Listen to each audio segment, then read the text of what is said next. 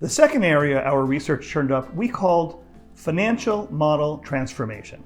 This turned out to be groundbreaking data that led to an entire research effort at Oxford University in England. And it may be the thing that has the biggest potential impact on the growth trajectory of your business. Simply put, financial model transformation looks at your business like this. When we all started our businesses, most of us had very little capital to work with. So we were looking for opportunities that had what we call a short throw cycle. We put money in and we got it back out pretty quickly. Sometimes days, weeks, even a few months. But now look, it's 5, 10, 20 years later, even longer, and things have changed. For example, you have a brand and a reputation now that you didn't have when you started. You have a team of people behind you to help you execute. You have deep knowledge of your marketplace that you didn't have when you started.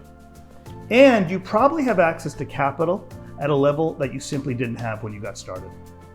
So we look at your business now and we say, how would we have built this business back then if we had all the resources we have now? Therein lies financial model transformation.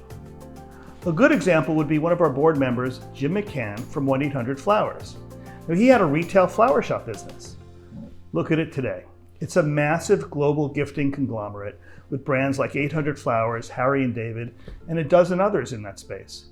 He turned a bunch of flower shops into a massive publicly traded e-commerce platform.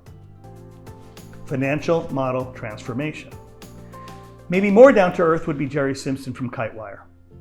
When Jerry came into the Birthing of Giants program, he had about $4 million of revenue and about 25 people working for him building custom software. 5 years after going through Birthing of Giants and our financial model transformation process, he had raised his revenues to $75 million, but he only doubled his headcount to about 50 people. Think about that for a second. He's got a headcount of 50 and revenues of 75 million.